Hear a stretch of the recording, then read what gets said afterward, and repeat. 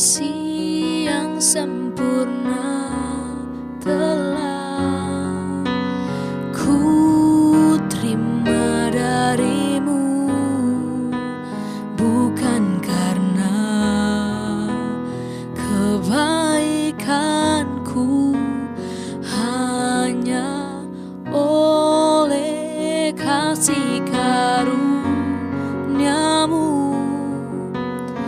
Kau pulihkan aku, layakkanku untuk dapat memanggilmu Bapa.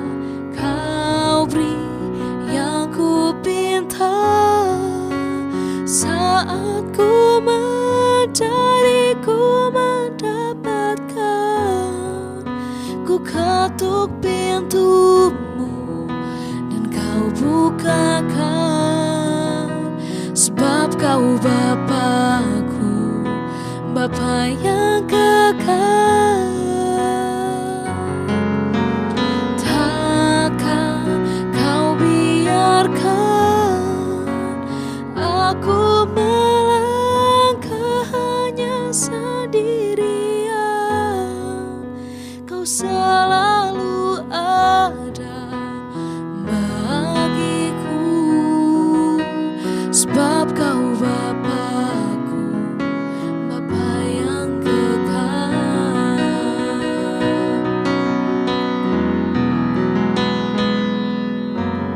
Kasih yang sempurna telah ku terima darimu, bukan karena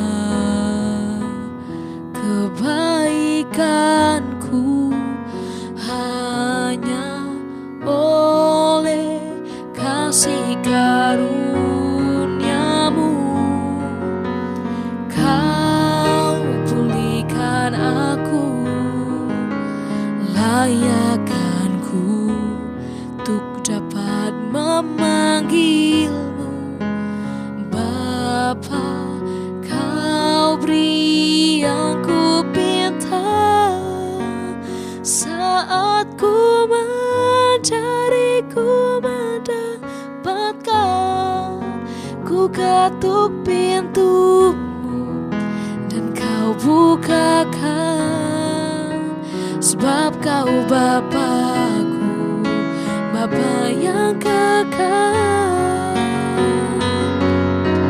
Takkan kau biarkan aku melangkah hanya sendirian. Kau selalu ada bagiku, sebab kau Bapakku, Bapa yang kekal.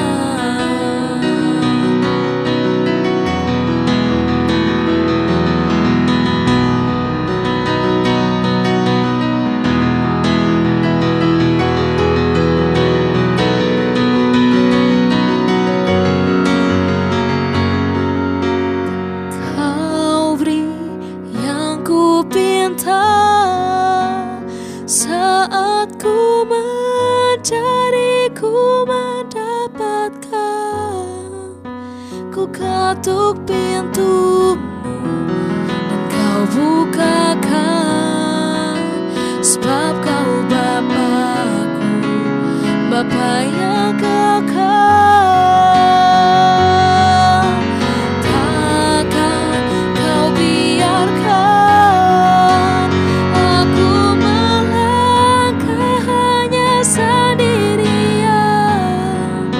Kau selalu ada bagiku, sebab kau Bapakku, Bapa yang kekal. Sebab kau Bapakku, Bapa yang kekal. Sebab kau Bapakku, Bapa yang kekal.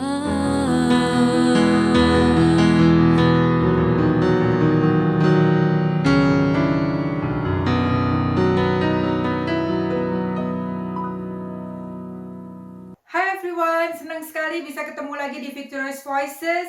Hari ini kita akan sharing ngobrol mengenai milk and honey. Apa sih milk and honey, susu dan madu? Sebelum kita ngobrol-ngobrol lebih lagi, yuk kita doa dulu yuk. Tuhan Yesus, terima kasih.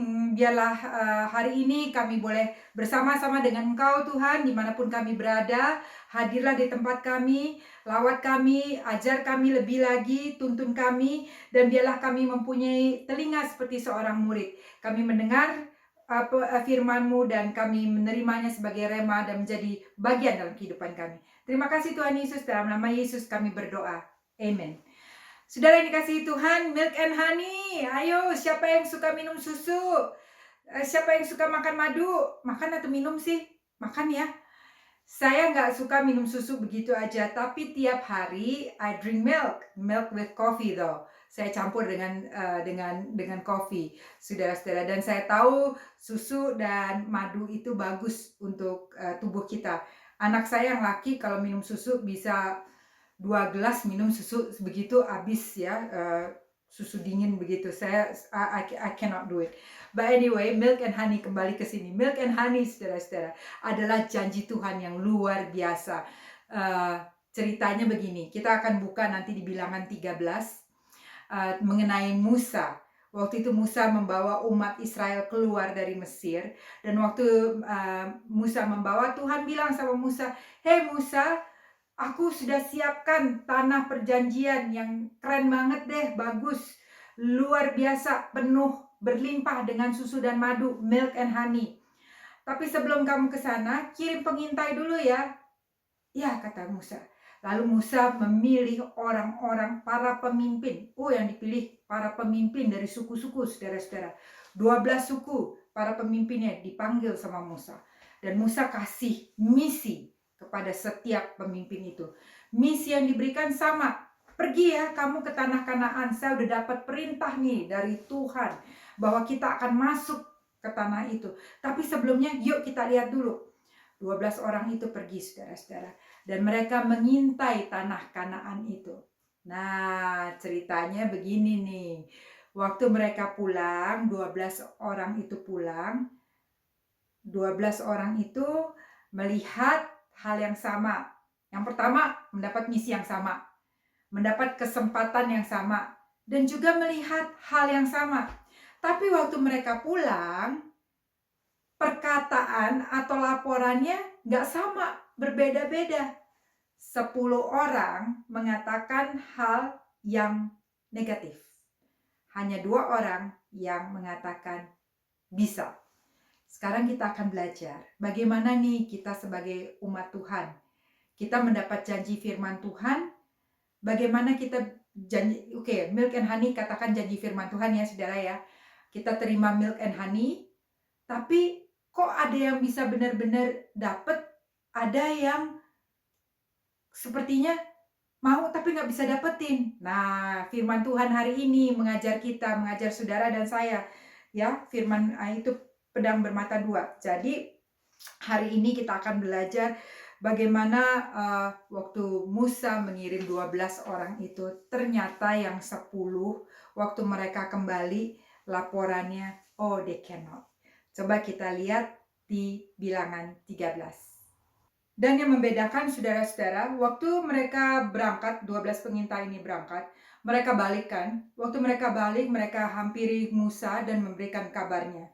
Dan waktu mereka menceritakan kabarnya, what's interesting nih, yang interesting banget, ayat 27 dikatakan, mereka menceritakan kepada Musa dan banyak umat di situ, kami sudah masuk ke negeri kemana kau suruh kami. Dan memang negeri itu berlimpah-limpah dengan madu dan susu dan madunya.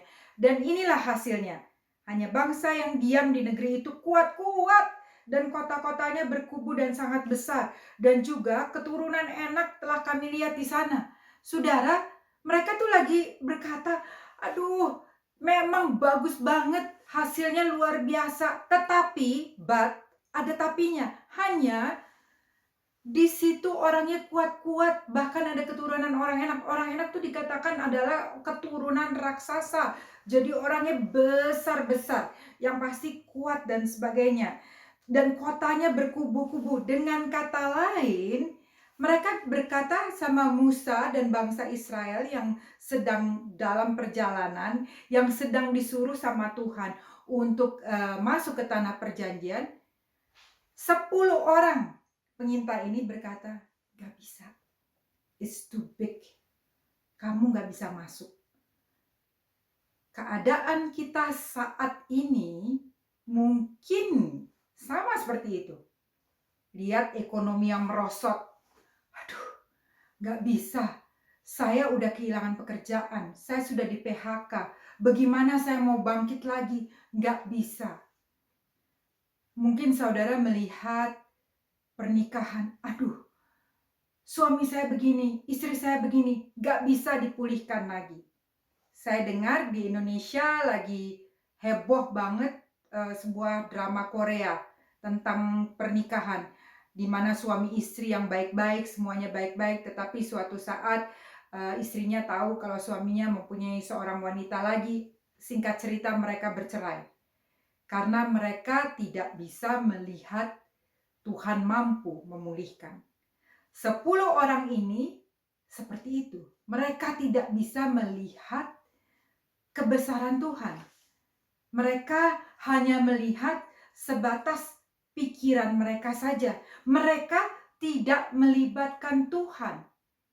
Nah, kita sebagai anak-anak Tuhan, bagaimana kira-kira saudara-saudara?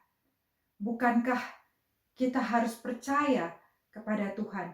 Bukankah kita harus mendekatkan diri, berharap mengandalkan Tuhan, percaya bahwa Tuhan bisa, percaya bahwa Tuhan itu lebih besar daripada segala masalah, lebih besar dari ekonomi yang ada. Kalau kita pegang janji Tuhan, kita berjalan dengan jalan-jalan Tuhan, saya percaya janji Tuhan, milk and honey, akan digenapkan dalam setiap kehidupan kita. Minggu lalu saya share tentang mujizat di dalam rumahmu. Bagaimana dalam keadaan apapun, waktu kita membawa kepada Tuhan, Tuhan berperkara, Tuhan memberi hikmat dan sebagainya. Saudara bisa mendengar ngobrol-ngobrol tentang kesaksian, tentang firman Tuhan, mujizat di dalam rumahmu. Tetapi yang membedakan 10 orang ini yang dikirim Musa, mempunyai cara pandang yang negatif, cara pandang yang terbatas dengan pikiran mereka. Sementara 2 orang lainnya mempunyai cara pandang yang berbeda. Saudara tahu siapa itu? Ayo, siapa 2 orang itu? Yes, exactly. It's Caleb dan Yosua. Caleb dan Yosua mempunyai cara pandang yang berbeda. Mereka melihat situasi yang sama. Mereka dua-duanya mendapat kesempatan yang sama, tetapi respon mereka sangat berbeda. Dan respon itulah yang menentukan, saudara-saudara, kenapa Caleb dan Joshua akhirnya bisa mendapat janji Tuhan, masuk ke tanah perjanjian, menikmati milk dan honey. Sementara 10 orang yang mempunyai pemikiran, membatasi pemikiran mereka yang tidak mengundang Tuhan, ya terbatas dengan apa yang mereka bisa. Tetapi Caleb dan Joshua kembali, mereka terkonek kepada Dia yang tidak terbatas, Tuhan, saudara, dan saya, Yesus Kristus. Cara pandang yang berbeda, ini yang membuat perbedaan ya saudara-saudara. Dan saya teringat waktu saya masih main basketball, saya masuk di dalam tim sekolah, saudara-saudara, dan saat itu kami ada pertandingan antar kelas. Saya ingat banget kita harus di kelas saya harus bertanding dengan kelas yang lain. Dan waktu kami lihat di kelas yang lain itu semua 5-5-nya itu adalah pemain tim sekolah yang pemain inti. Sementara dari kelas kami hanya 2 orang, saudara-saudara. Jujur waktu itu udah pikir, wah udah gak bisa menang lah, mereka udah jago-jago banget, pokoknya udah luar biasa. Tapi saya dan teman saya, kami berlima waktu itu berdoa dan bilang, kita lakukan yang terbaik saja, kita lakukan yang terbaik. Saudara, waktu kita melakukan yang terbaik, nggak tahu gimana ya, saya tahu pasti ini anugerah Tuhan dan kami melakukan yang terbaik.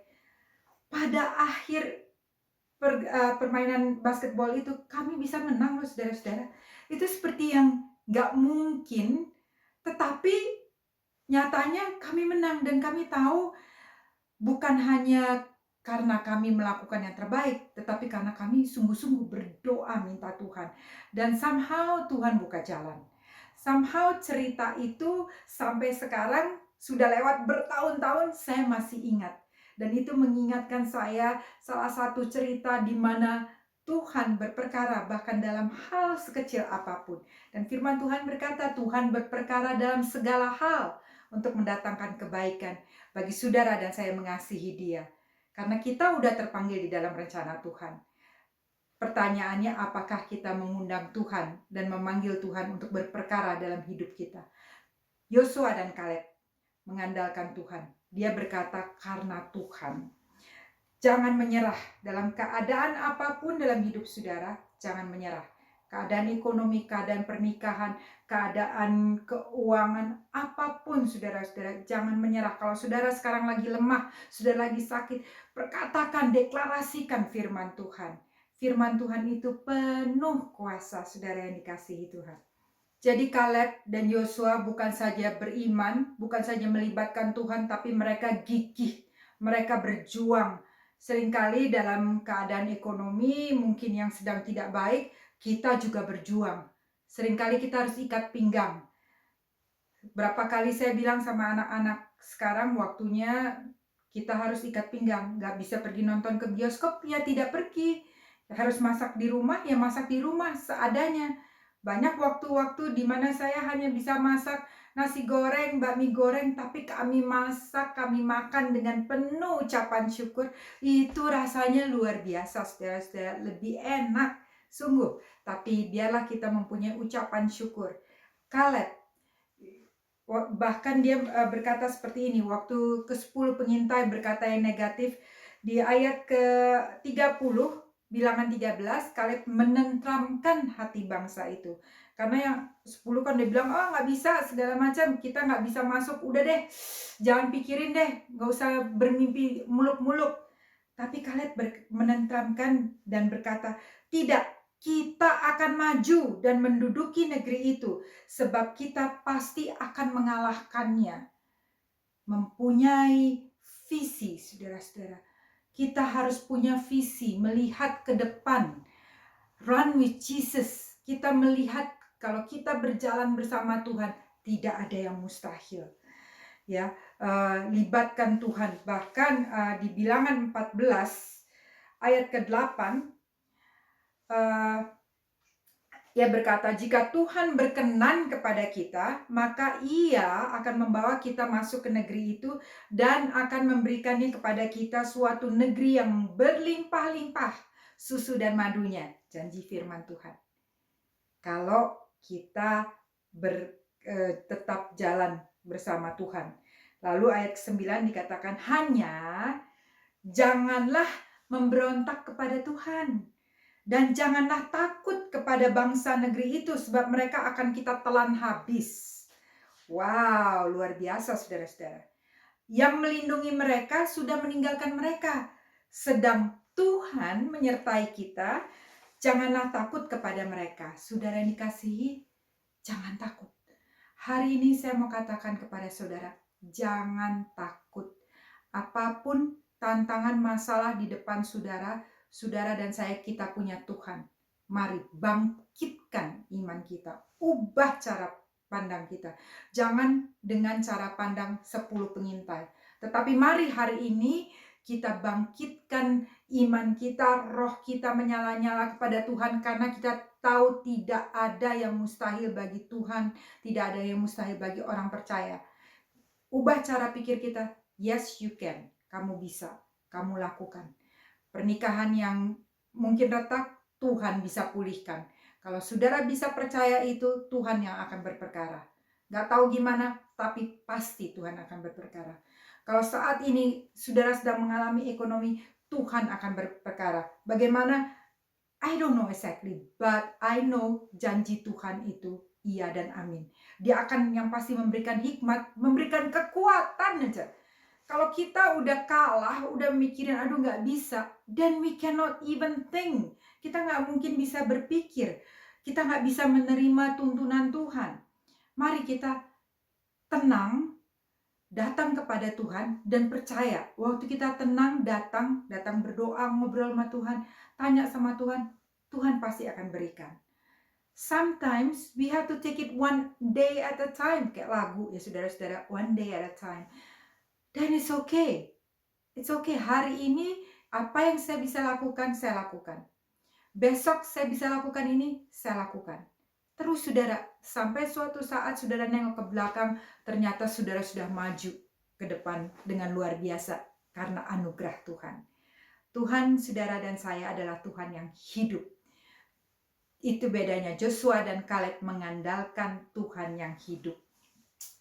Dan berkat apa yang Tuhan berikan waktu mereka gigih, waktu mereka memegang janji firman Tuhan. Kita buka di Bilangan 14 tetap ayat yang ke-24 saya bacakan untuk saudara.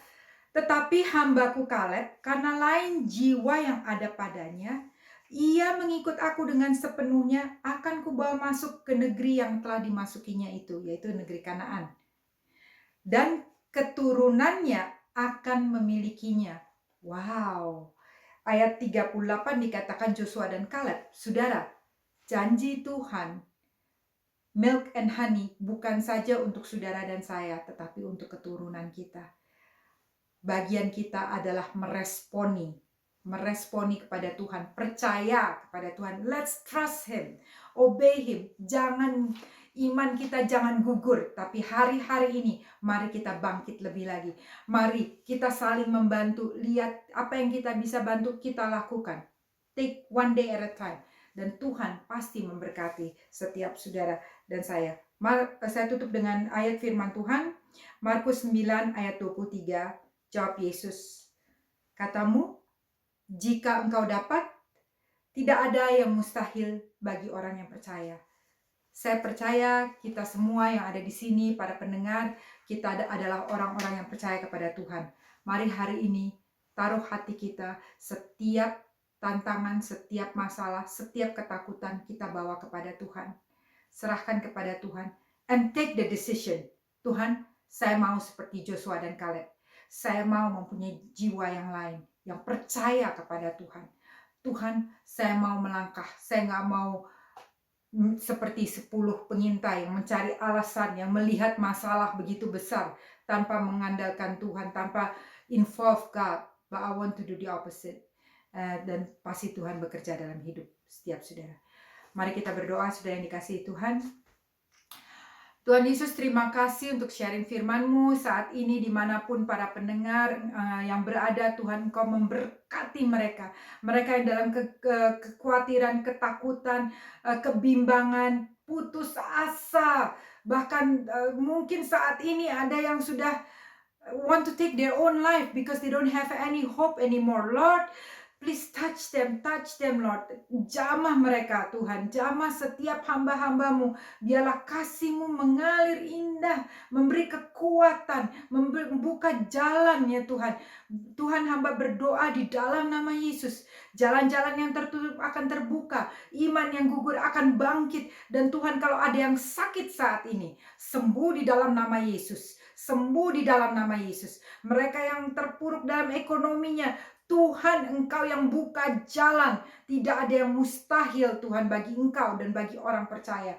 Tuhan, terima kasih Tuhan. Kalau ada di antara mereka yang mempunyai beban ya Tuhan, angkat setiap beban. Ada yang mereka yang sedang dalam keterikatan, apapun keikatan itu, any addict that they have, Lord Jesus, kami bawa kepadamu. Biarlah ada pertobatan sungguh-sungguh dan kasih-Mu, pengampunan-Mu turun menyelamatkan Tuhan Yesus. Tuhan, terima kasih. Berkati setiap hamba-hamba-Mu, anak-anak-Mu dimanapun mereka berada.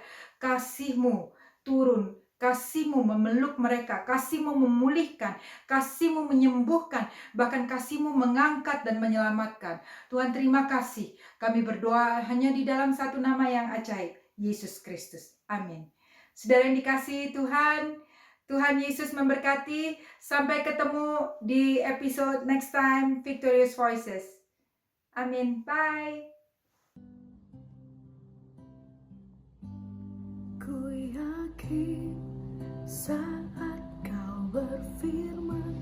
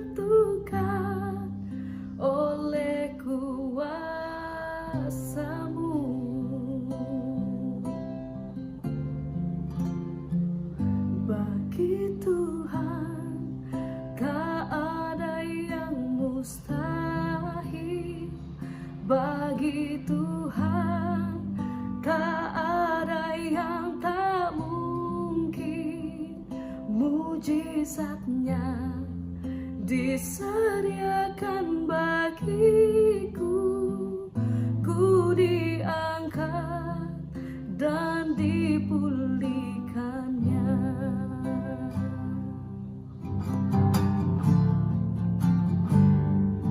Ku yakin saat kau berfirman,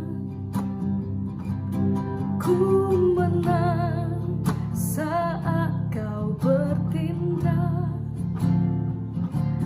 Hidupku hanya ditentukan oleh perkataanmu. Ku aman karena kau menjaga. Ku kuat karena kau menopang. Hidupku hanya ditentukan oleh kuasa-Mu.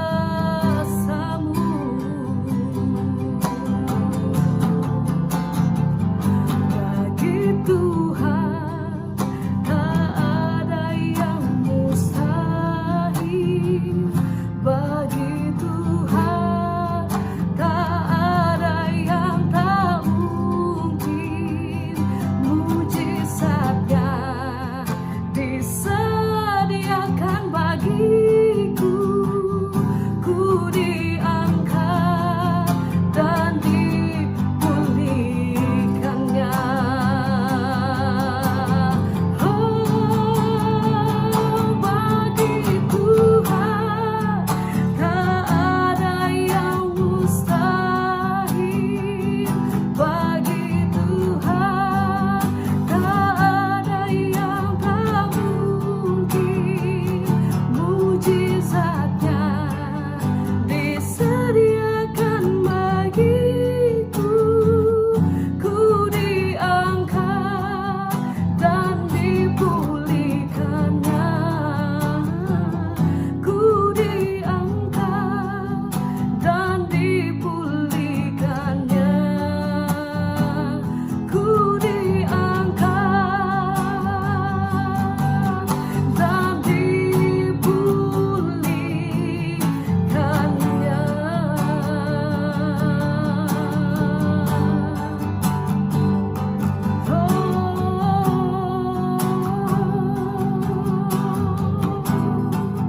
Kami percaya Engkau penuh Tuhan.